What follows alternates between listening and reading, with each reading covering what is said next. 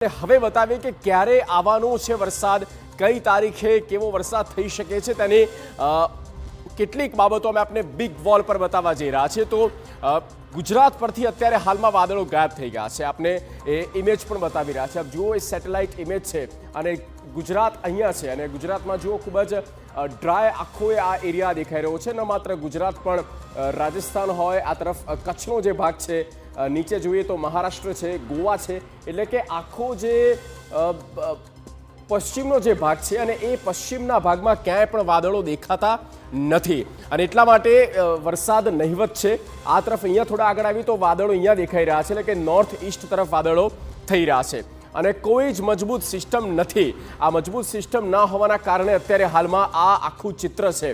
જ્યારે બંગાળની ખાડી સક્રિય થાય છે અહીંયા અને એ બંગાળની ખાડીથી એ જે સર્ક્યુલેશન છે તે આગળ વધે છે અને મોન્સૂન ટ્રફ હોય છે તે આ રીતે આગળ વધતો ગુજરાત તરફ આવતું હોય છે, પણ આવી કોઈ શક્યતાઓ નજીકના સમયમાં, નજીકના દિવસોમાં દેખાતી નથી અને ક્યાં સુધી વરસાદની શક્યતાઓ ઓછી છે તો તે જુઓ। 27 ઓગસ્ટ સુધી છૂટો છવાયો વરસાદ થઈ શકે છે।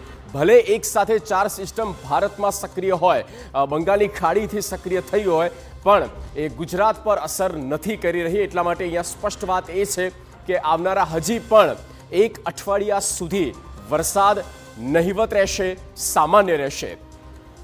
તો ક્યારે આવશે ગુજરાતમાં મુશળ